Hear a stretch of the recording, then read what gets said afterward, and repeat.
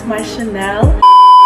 Welcome back to my Chanel. Oh my gosh, I cannot believe it has taken me so long to put out a video. I want to start off by apologizing first because y'all are my prized possessions. I have earned each and every one of you so diligently, and it is so rude of me not to make a video in this time, you know, like what is going on? Get it together.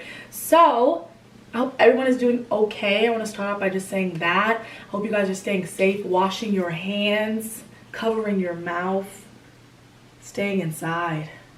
I hope we're doing it. But if you are new to my channel, welcome. I'm Christina. Nice to meet you. If you're a returning subscriber, welcome back. Thank you for staying with me. We are in a very hard time right now, and I know y'all are at home bored all the time watching Netflix, bored. So this video is for you. I'm trying to help you keep Netflixing. This is for everybody that is like super bored right now and is like, I don't know what show I should start on Netflix. I don't know, you know, everybody keeps talking about this show, but I don't know if it's really, you know, worth the hype. I'm here to tell you whether it is or not, why you should watch it, and my thoughts. That's what this video is. Before we get started, make sure you are subscribed. Make sure you like this video. I need to get back to it. I left my tripod at school, so I have my camera on my window because I was like, Christina, you need to make a video. Like, it needs to happen, like ASAP, no rush. Share this video with everybody who you know. Send it, whatever. Let's get started because I'm talking too much. The first show is Love is Blind. I know you've seen a clip or you heard of it on Twitter. Like, I know you have. You probably just didn't realize that's what you were looking at. It says singles try to find a match and fall in love without ever seeing each other face to face, as emotional connection attempts to conquer physical attraction. So it's how it sounds. Like, people are like blind dating, but they're in these things called pods. I also try to include a clip for everything. I'll try. Yo, I'm trying. Right here will be a clip. They're in these pods and they're like dating. And the crazy thing about this show and why I kept watching it was because they were saying I love you after the second day of like talking to someone who they've never seen before. And then after that, they decide if they're gonna like propose to the person that they still have never seen before, and then they're gonna talk about marriage with the person who they just met like a week ago. It's as crazy as it sounds, but it's so addicting to watch because of how crazy it is. The second show, number 2, is called The Circle. The Circle is described as Big Brother meets Catfish on this reality show, which not everything is as it seems. The twist is that players never meet face to face during this competition, but they live in like these little apartments and they have to rate each other every week or every other couple days. And they're rating each other solely based off of pictures that they post like on an Instagram platform. So it's just like people are pretty much judging you by your pictures. But the catch, and the reason why I kept watching, was because you don't have to go in as yourself when you start the competition. It's like 10 people starting off. You don't have to go in as you. You can go in as like, I could go in as a guy that's like really attractive and try to win the money at the end, because there's obviously money at the end. Like, why would people want to participate? And so it's so funny because there's like some contestants that make it like almost to the end of the show and they're catfishing everybody. So just to watch that, and you're literally screaming and you're like, oh my gosh, this person is lying. But everybody's like, oh my gosh, Sierra is so nice. But the whole time Sierra is really David. Y'all, the show is so funny. The next show is Elite. When 3 working class teens enroll in an exclusive private school in Spain, the clash between them and the wealthy students leads to murder. I'm gonna tell y'all just like this. Elite is like Degrassi, but like turned up a little bit. And it's so messy. It is so messy, but so good. Like, when I first watched it, they hit you with the plot twist early on, and you're just watching it. It's one of those shows where you're watching, you're just really irritated the whole time, but you can't turn it off. That's Elite for me. As soon as I finished season 1, I was ready for season 2 to come out like now. But it's like Degrassi on steroids, just a little bit, because they like, Degrassi wasn't killing people, so I will say that. The next show is All American. Y'all, I not only love the show, but I love the cast members. It's just such a nice show, you know. My little brother got me into it, so I gotta give credit to Elijah. He put me on to All American. I was like, I don't want to watch this football show. I don't care too much for football, but the first episode, you're gonna be hooked. The first episode of season 1, you're gonna be like, yep, I gotta watch the whole thing. The soundtrack is fire. The whole soundtrack for every episode is good. The cast members are attractive, all of them. The plot, great.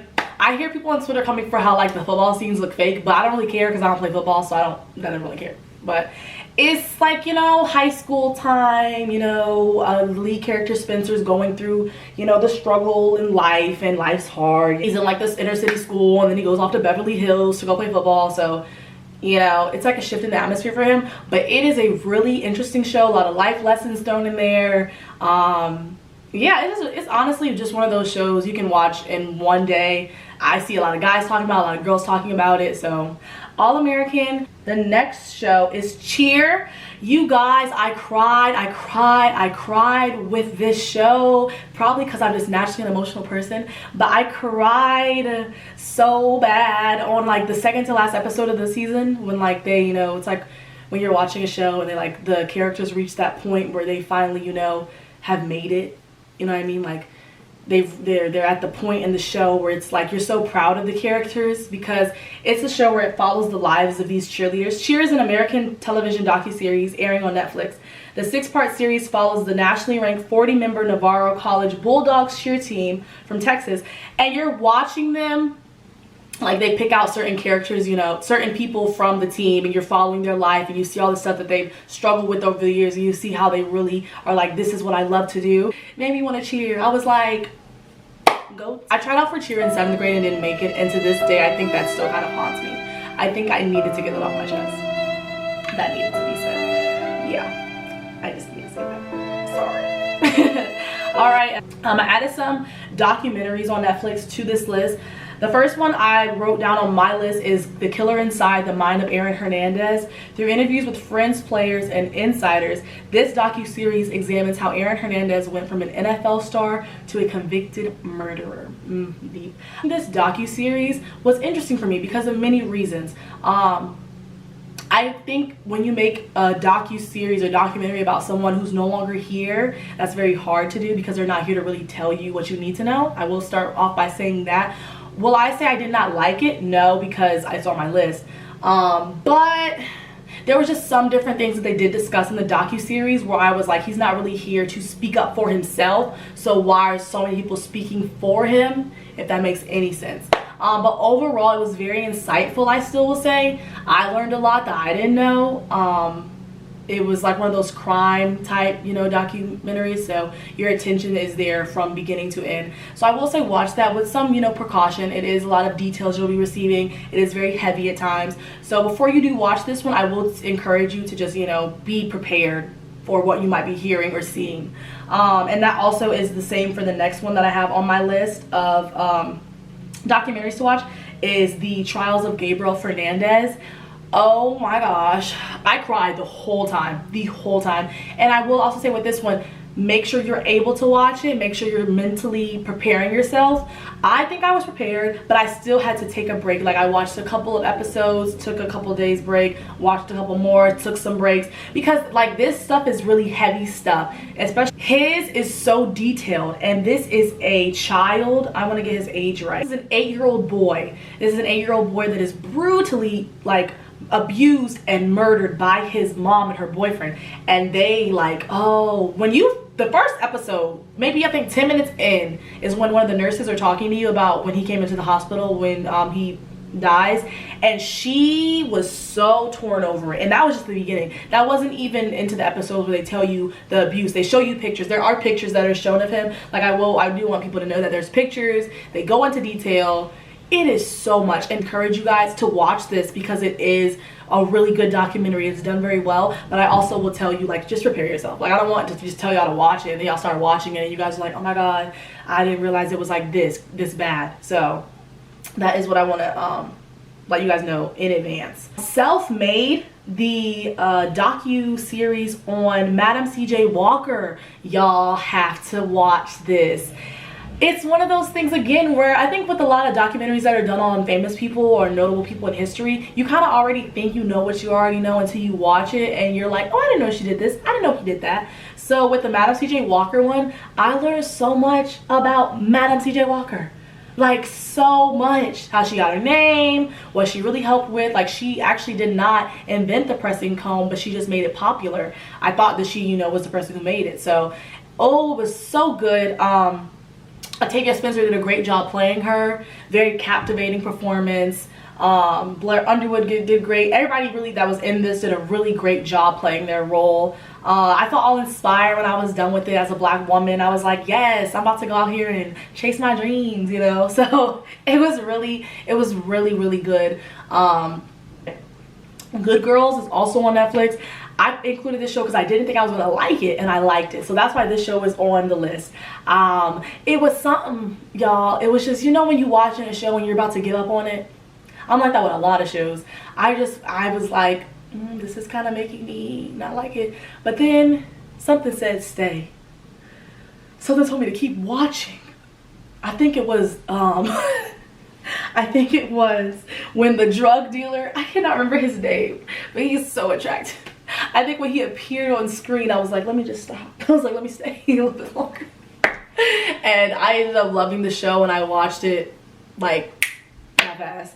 I'll read the plot to you guys. 3 suburban moms orchestrate a local grocery store heist to escape financial ruin. Pretty much like 3 soccer moms like rob a place, and their lives change forever because of it. Completely. For a long time their lives are just changed. Last show I'm including on this list because it is a show I can watch whenever is Black Mirror. If you have not seen one episode of Black Mirror,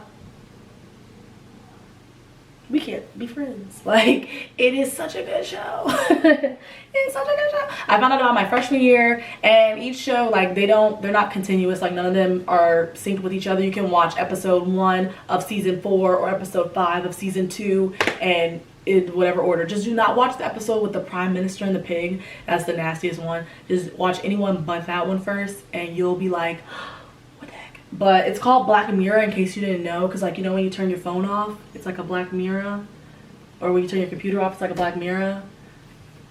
Dun, dun, dun. But that is it for this video, you guys. This was fun for me to film because I like talking about Netflix. Netflix sponsored me. If you have any shows that you've been watching during quarantine, comment them down below right now. If you if any of these shows are shows that you like, also we can talk about them in the comment section. DM me, whatever you want to do. I love talking about shows. I love posting shows on Instagram, and people swipe up and be like, what are you watching? And I'm like, this is what I'm watching. So not all of my favorites got included. Obviously these are just 10. I've watched like 30,000. These are just the top 10. I might do a top 10 Netflix movies. Who knows? I might do that one next. I don't know yet. We'll see how this goes. Yeah, but again, I hope you guys are all being safe in this quarantine and this hard time. They say prayed up, you know. I'm praying for all of you guys out there, hoping all of you guys are safe, and hopefully this will be over soon. And I love all of you, and I will see you in my next video. Tell your mom, sister, brother, aunt, stepson, whoever you want to tell about this video. Bye guys. Hey guys, and welcome back to my Chanel.